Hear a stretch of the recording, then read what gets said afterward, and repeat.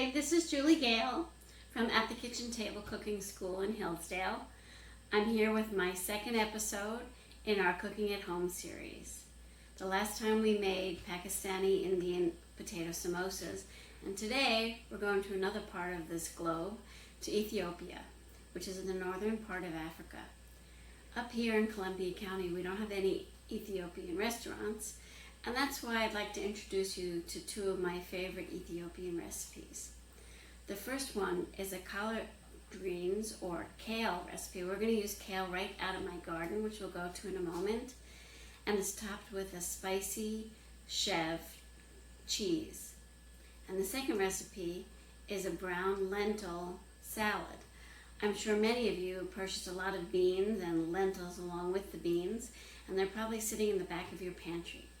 So I'd probably go out to your garden right now and pick your kale, or go to your pantry and get your lentils out, because we're going to start cooking. Out here in my garden, as you can see, my kale has grown all over the place, and surrounding it are my squash leaves.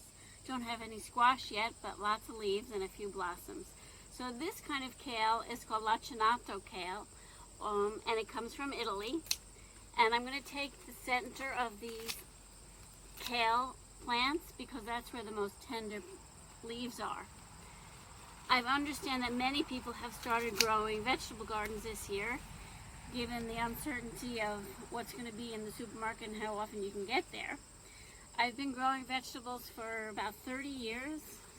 Sometimes I have a good crop, sometimes I don't. I try to grow a lot so that the bunnies and I can share equally in it.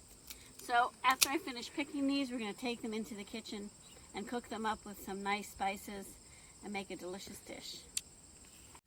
Here we are back in the kitchen with my newly picked kale. I've rinsed it off. There are lots of nice little bugs chewing holes in it, but what can you do?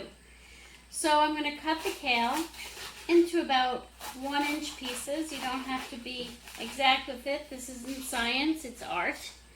And after I've cut up the kale, I'm going to cut up some shallots. You can use red onion, you can use white onion. I like shallots. They have a nice sweetness that you don't find in a white onion. And another nice thing about shallots is they have a very thin skin, and so they melt into whatever it is you're cooking, compared with onions that hold their shape as they cook. So for fussy eaters who don't really like onions, they don't even know the shallot is there.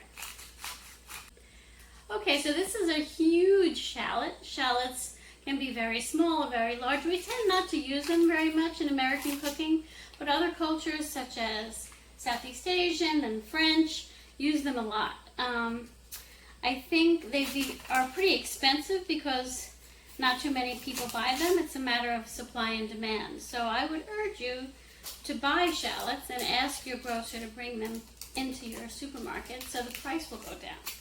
So I'm just going to chop these roughly, and then I'm going to put them in a pan with a little bit of vegetable oil.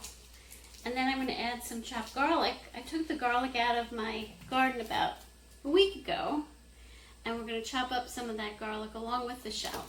So in addition to the vegetable oil, I'm going to be adding some unsalted, grass-fed organic butter. I use unsalted when I'm cooking because when a butter company adds salt to their butter, it's for preservation. And I like my butter to be fresh. So I always use unsalted butter and then add the salt as I need to. Here's this big, plump, beautiful shallot, and I'm going to dice it. If you saw my last video, you remember how I diced the onion? Well, that's the way I'm going to do the shallot. So I'm going to take slices almost all the way to the bottom, not all the way through, about a 1/2 inch apart, and then turn it around when I need to get to the other side. Now I do a 1/4 turn, so it's like hash marks. Again, not going to the bottom because I want to wait and cut now when I turn it on its side, and there we go. Nearly chopped all by itself. Just going to finish the last little bits. And then I'm going to add that to the garlic, butter, and oil that's already in the pan. Chopped kale, just getting a little bit of water on top. And then I'm going to put it on the stove and cover it, bring it to a boil, and let it simmer until it's just softened. So the shallots and garlic have been sauteing in the butter and the oil for a little bit, and if you look, you'll see they're nice little brown pieces. That's telling me that it's time to add the spice. You can make your own Burberry spice. I'm not saying that you shouldn't do it, but if you can find a package of Burberry spice blend, it'll save you some time.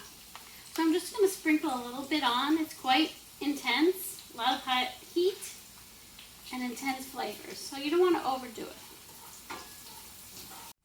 Alright, so our kale has been steaming in this pan for a few minutes, and now it's turned bright green. And that tells me that it's finished. I'm going to turn it off, and then we're going to add it in a bowl with the onions and some fresh goat cheese. Okay, so I'm pouring the onions, garlic, and that Burberry spice blend into the pot with the kale, and then I'm going to mix it well. And then we're going to lighten the dish up a little bit by adding the chev. This is some fresh local goat cheese, a chev, and it's soft and creamy, and it's going to be a nice contrast to the sharp taste of the kale and the spices. So I'm going to put in about 2 ounces, 3 ounces. You can switch to a different soft cheese if you prefer. You could even use cottage cheese. So I'm just going to blend it in until it's nicely mixed. So here we are.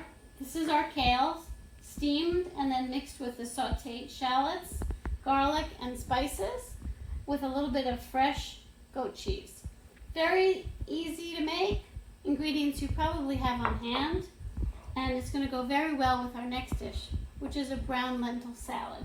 The brown lentils are the largest lentils that I've seen. There are also some small green ones called puy lentils, which are French lentils, and they cook much more quickly.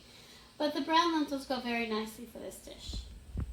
I'm adding some sea salt. I like to use sea salt in what I cook because it has no added chemicals. If you're buying a kind of iodized salt, in addition to the iodine, they do add some chemicals to prepare it. So just want to get those lentils tasting delicious.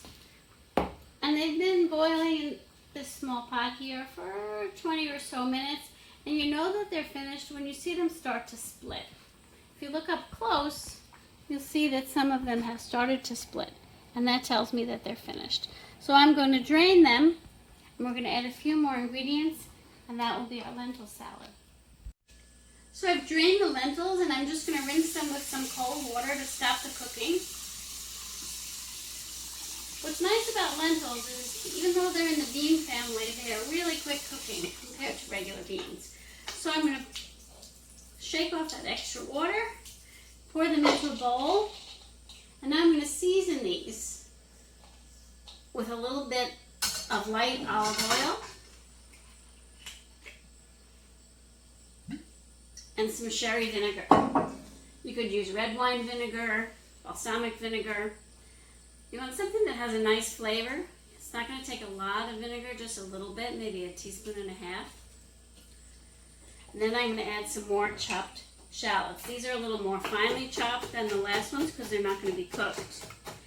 So they're going to go in to the lentils as well. And the last ingredient is a hot green pepper. Now I just pulled this out of the garden.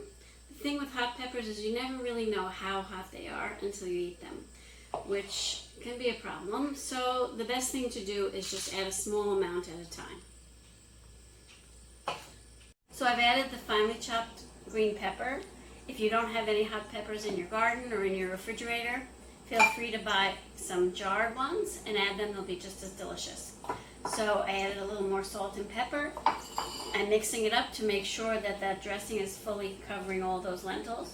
And I want to let it sit about an hour or so they have time to absorb all those flavors. So in about 15 minutes we made 2 Ethiopian dishes. The kale with goat cheese and the brown lentils with shallots and cayenne. I hope you enjoy.